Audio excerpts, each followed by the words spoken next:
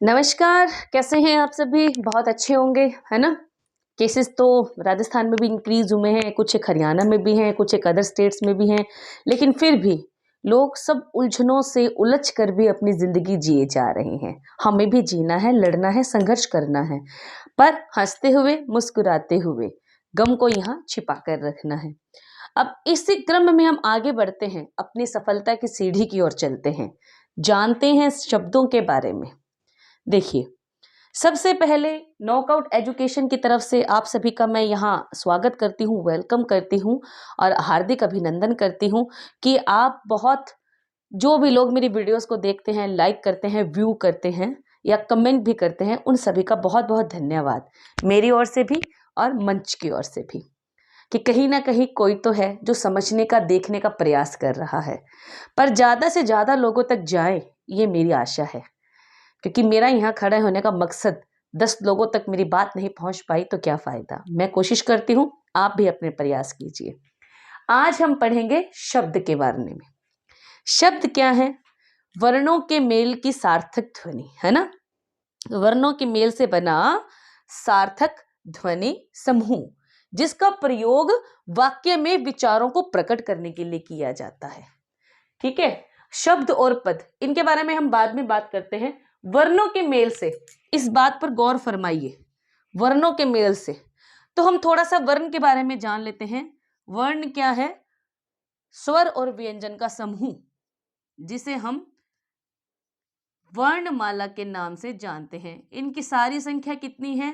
52 है। इसमें अयोगवाह भी आता है, संयुक्त व्यंजन भी आता है, अनुनासिक भी आता है, अनुस्वार भी आता है। ठीक है, इनकी संख्या कितनी है? टोटल 52।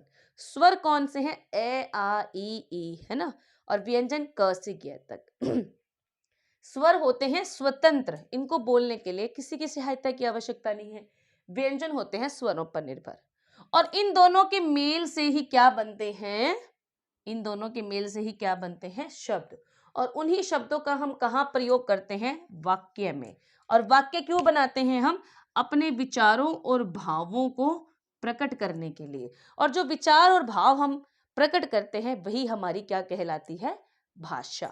ठीक है, अब वर्णों का मेल से हमने शब्द बनाया, तो वर्णों के मेल से बना सार्थक ध्वनि समूह, अर्थात ऐसा शब्द जिसका कोई सार्थक अर्थ निकले, सही अर्थ निकले, उस बात को, शब्द का प्रयोग हम कह रहे हैं तो हमारी बात उससे प्रकट हो रही हो, वो ही क्या कहलाता है?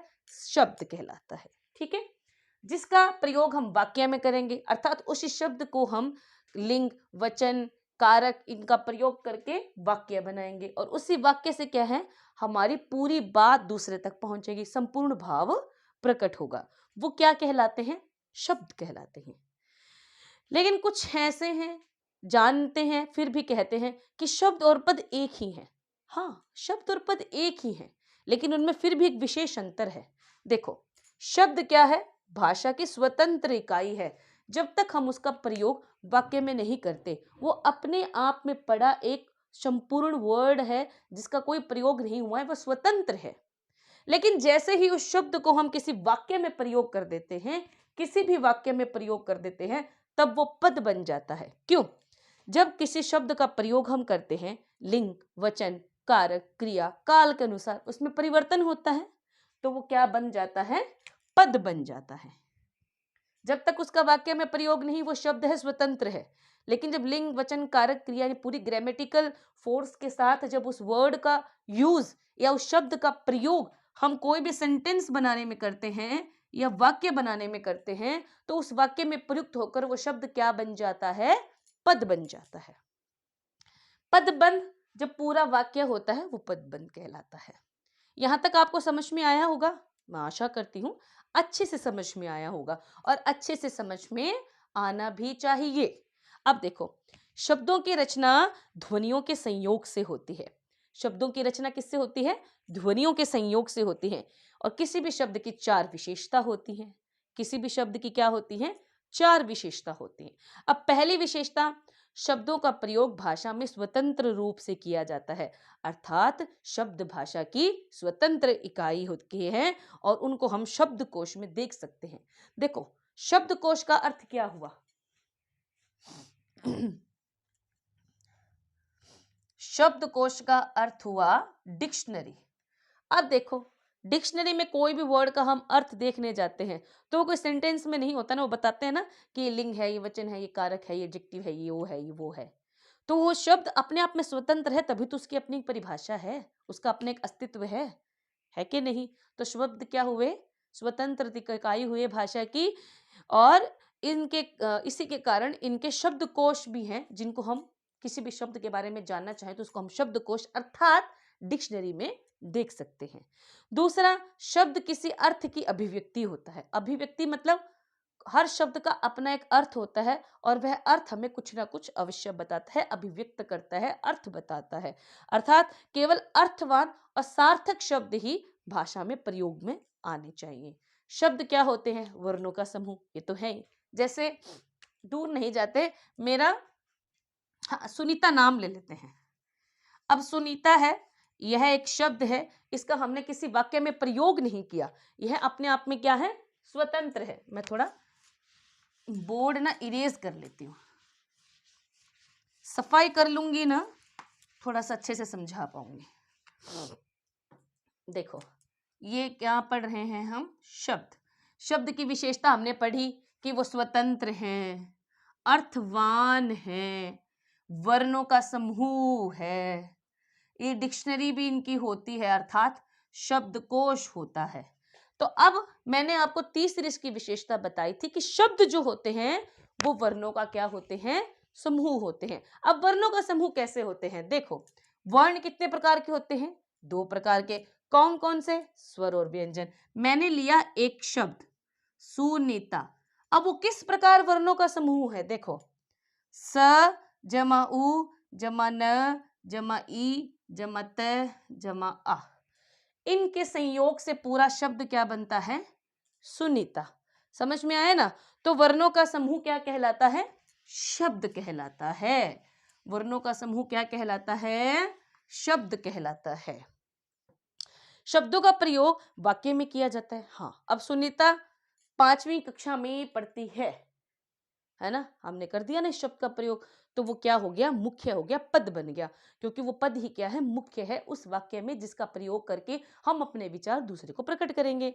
और वाक्य में ये निश्चित कार्य करते हैं कि जिनके आधार पर, अर्थात संज्ञा, सर्वनाम, क्रिया, विशेषण के आधार पर हम शब्द को किस में बांट देंगे?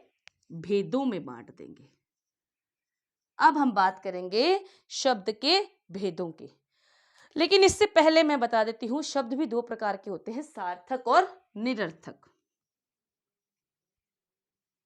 सार्थक और निरर्थक। सार्थक सही अर्थ के साथ, निरर्थक गलत अर्थ।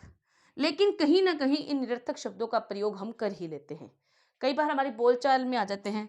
जैसे खाना वाना, कोई बोलता है ना खाना वाना खा लिया क्या, है ना, खाना वाना। लेकिन इस खाना का तो अर्थ क्या है? खा लो। और वाना का कोई अर्थ नहीं है ना, शॉल वॉल, खेल वेल, इस तरह से।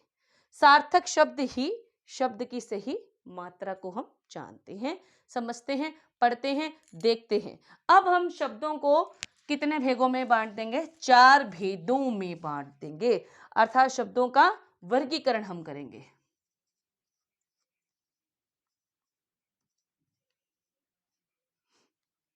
वर्गीकरण करेंगे। अब शब्दों को हम 4 वर्गों में बांटते हैं, 4 आधार पर। उत्पत्ति या स्रोत के आधार पर,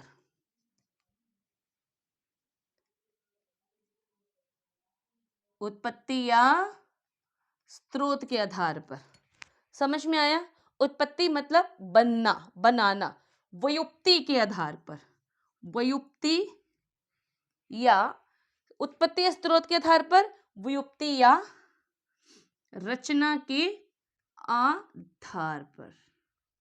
ये 2 समझ में आ गया आपको? तीसरा है अर्थ के आधार पर। तीसरा क्या है? अर्थ के आधार पर। और चौथा और आखिरी क्या है? प्रयोग के आधार पर।